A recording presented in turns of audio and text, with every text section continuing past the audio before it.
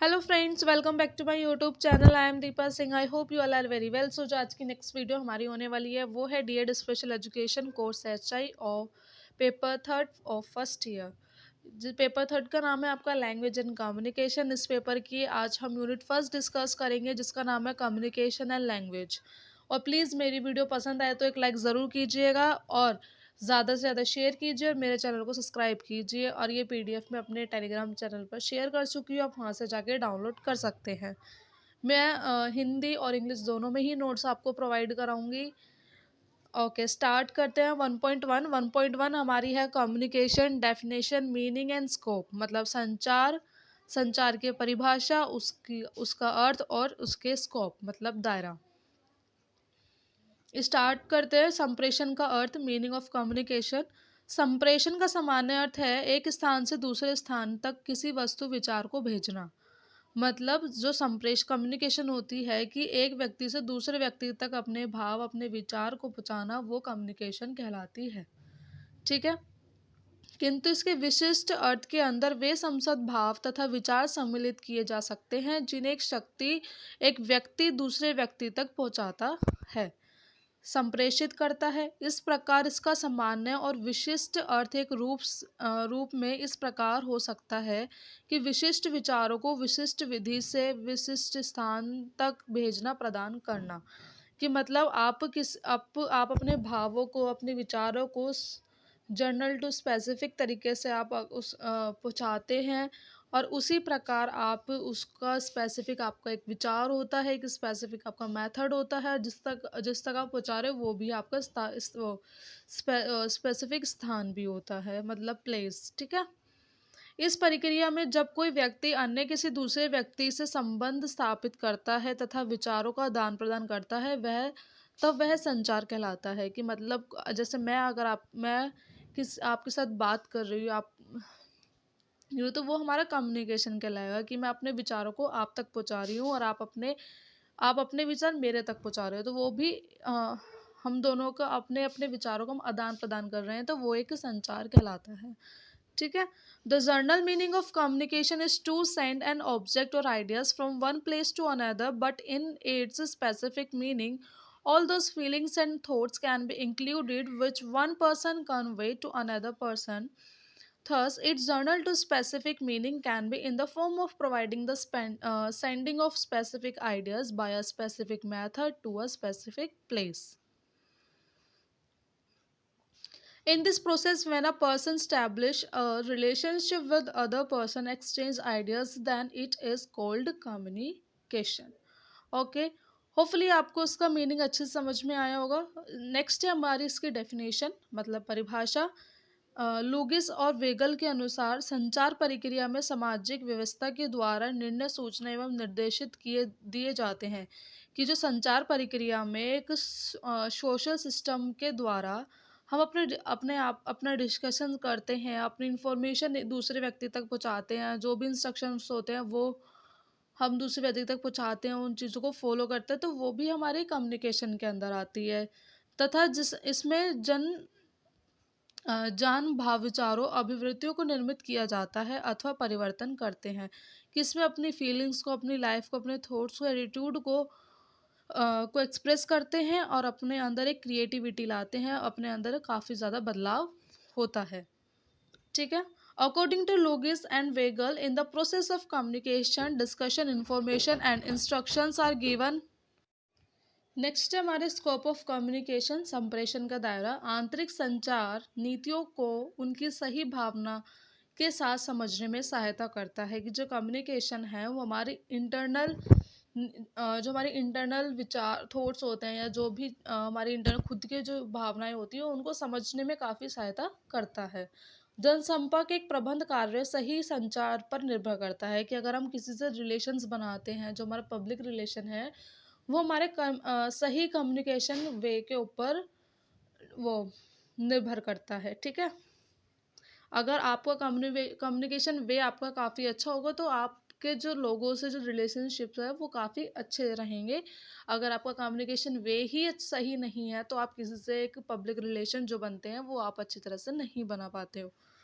संगठन को चालू रखने के लिए विभिन्न कार्यात्मक विभागों द्वारा किए जाने वाले विभिन्न कार्य कि मतलब जो भी फंक्शंस को ऑर्गेनाइज करता है उसमें काफ़ी सारे जो कार्य रहते हैं उन उन चीज़ों में भी अपने आप का अपना जो कम्युनिकेशन वे होता है वो भी काफ़ी अच्छा रखना पड़ता है। The internal communication facilitate proper understanding of policies in their right spirit. Public relations management functions depend on the right communication.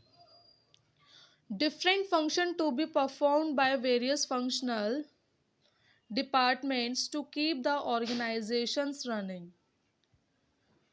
संचार का दायरा असीमित है जिसे दो व्यापक शीर्षों के अंतर्गत समझा जा सकता है कि जो मतलब हमारी कम्युनिकेशन का जो स्कोप है वो अनलिमिटेड होते हैं।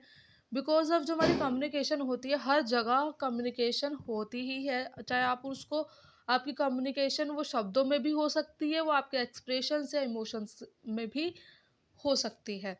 ज़रूरी नहीं है कि जो भी आप कम्युनिकेशन कर रहे हो उस जो आप जो चीज़ बोल रहे हो वही कम्युनिकेशन है, नहीं, आप जो अपने आप को आपका जो बॉडी लैंग्वेज है या आपके जो एक्सप्रेशंस है इमोशंस है जो वो शो कराओगे आप किसी को, तो वो भी कम्युनिकेशन का पार्ट होता है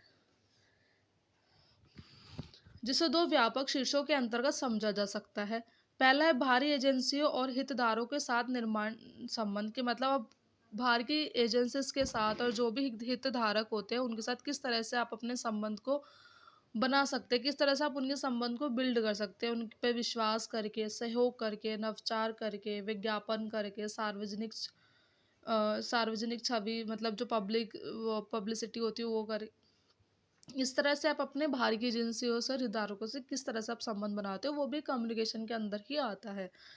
नेक्स्ट है आंतरिक आयाम। दृष्टि नीति उद्देश्य बाहरी और आंतरिक आयामों के अलावा संचार के दायरों को और भी विस्तारित किया जा सकता है कि मतलब बाहरी और आंतरिक आयाम दोनों के अलावा हम संचार के जो दायरा है उनको काफ़ी सारी तरीके से किया जा सकता है, जैसे कि मौखिक और गैर मौखिक। आपका वो शाब्दिक भी हो सकता है और अशाब्दिक भी हो सकता है, मतलब वो आप वो बोलकर भी कर सकते हो शब्द में या फिर आप अपने खुद के एक्सप्रेशन से इमोशंस से भी कर सकते हो। पारस्परिक, अंतर्वैयक्तिक और जनसंचार की मतलब आपका वो इंटरपर्सनल भी हो सकता है या फिर वो मास कम्युनिकेशन के अंदर भी आता है। मानव संचार, नेक्स्ट पढ़ना, लिखना, बोलना और सुनना, ये भी कम्युनिकेशन के अंदर आते हैं। Communication was unlimited scope which can be understood under two broad headings. First, external dimension, building relationship with external agencies and stakeholder, trust, corporations, innovations, commitment, advertisement, PR and public image.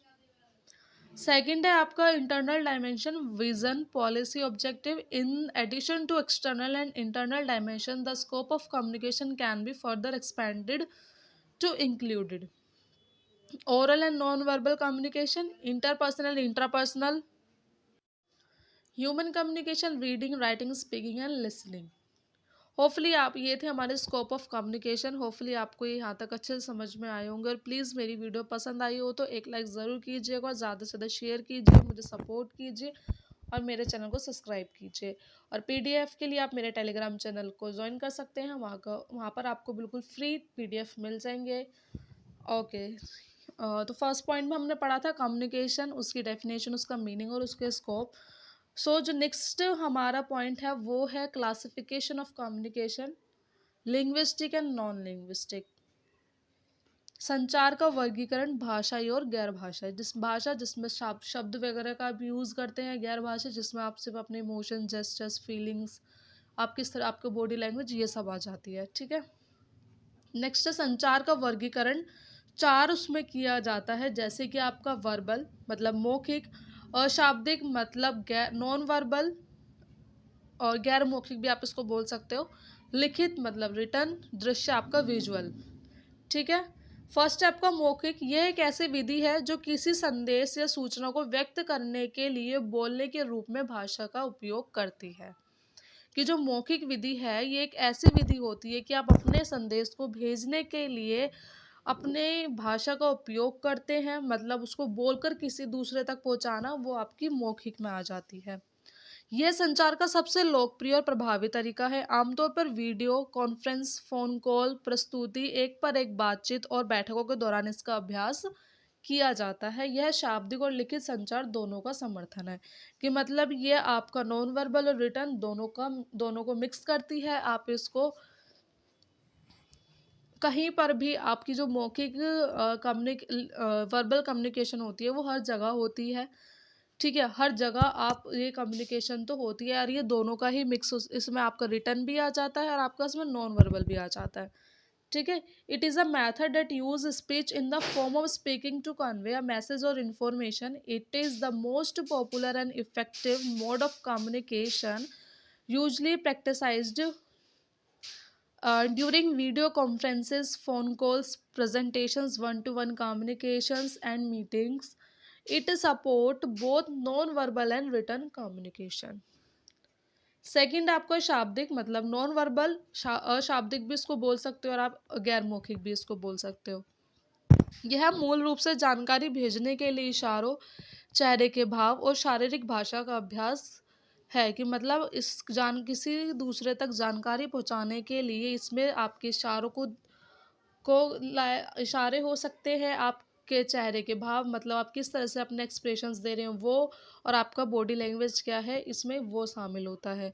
संचार करते समय इसे जानबूझ कर अनजाने में लागू किया जाता है, कि अगर आप कोई भी कम्युनिकेशन कर रहे हो, आप अपने अलग अलग तरीके से एक्सप्रेशंस देते हो, आप अपने अलग अलग तरीके से इशारे करते हो, आपका जो बॉडी लैंग्वेज होता है वो भी काफ़ी डिफरेंट होता है, हर एक व्यक्ति के साथ सेम नहीं होता।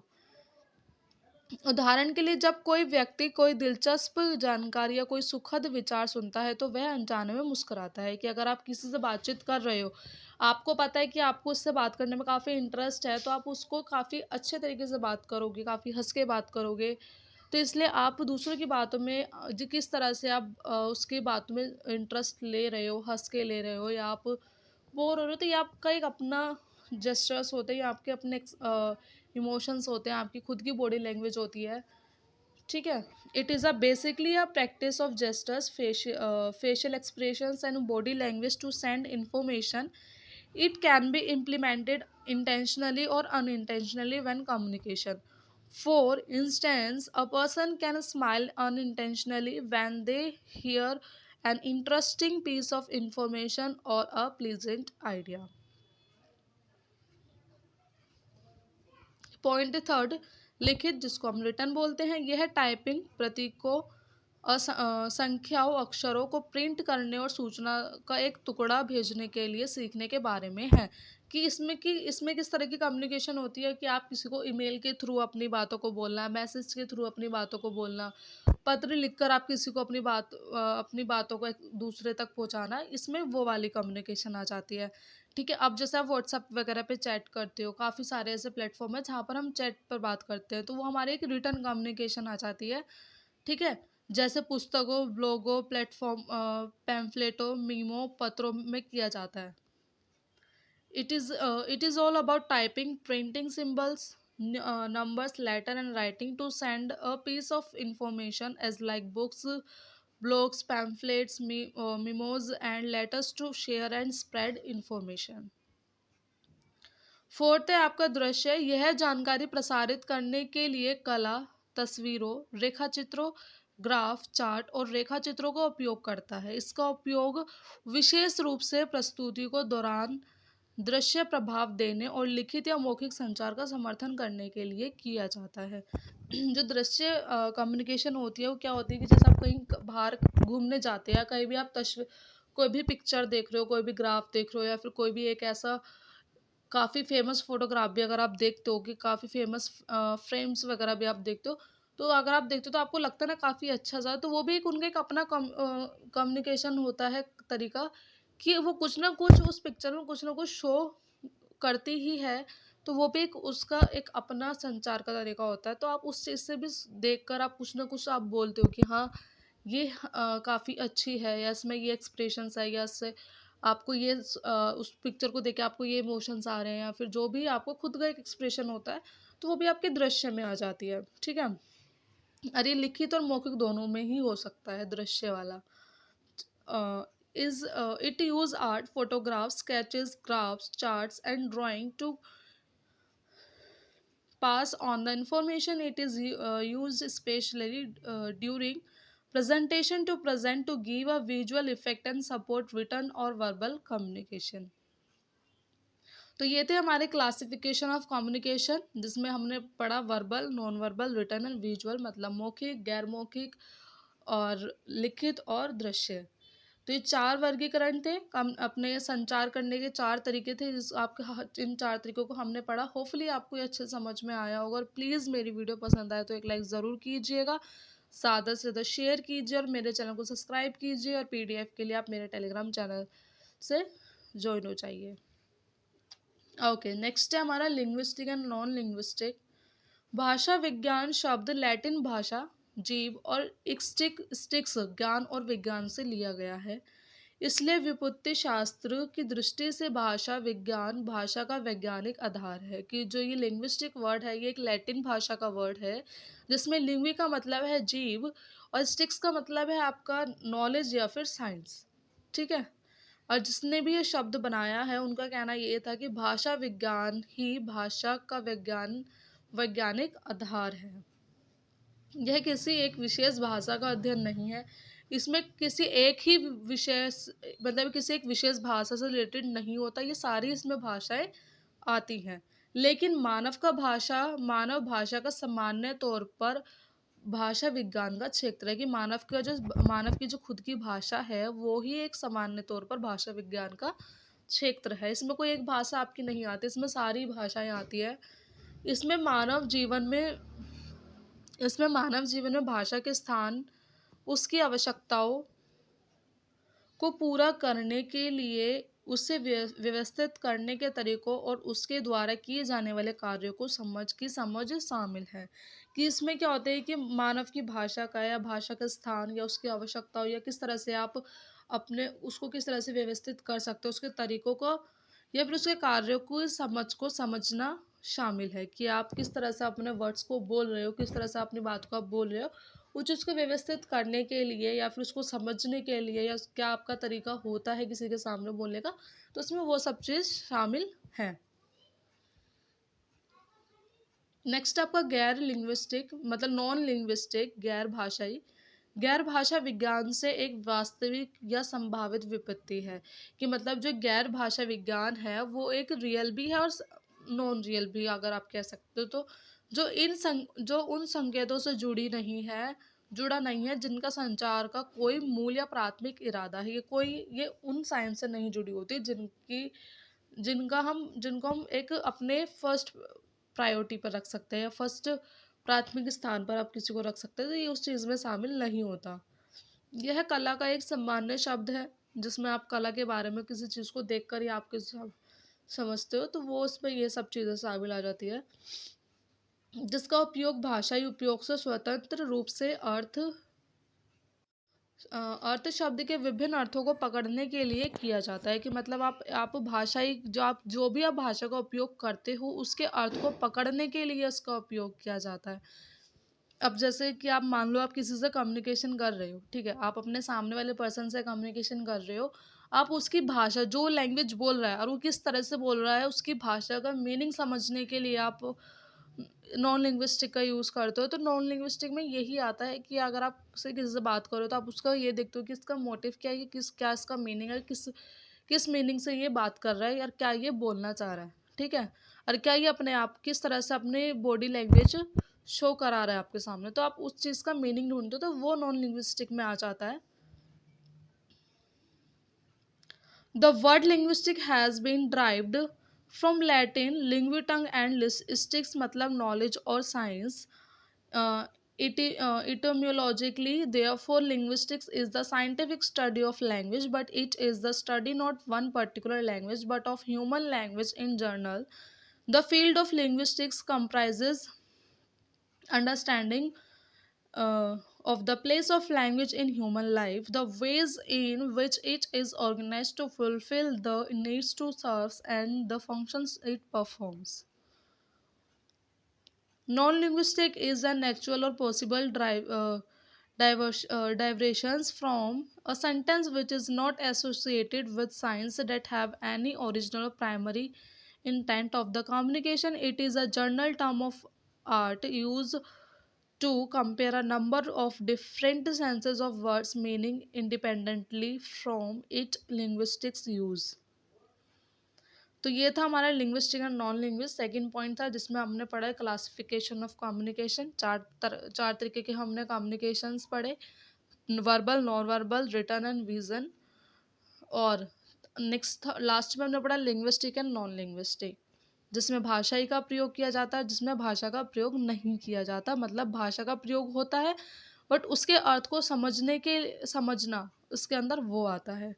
ठीक है।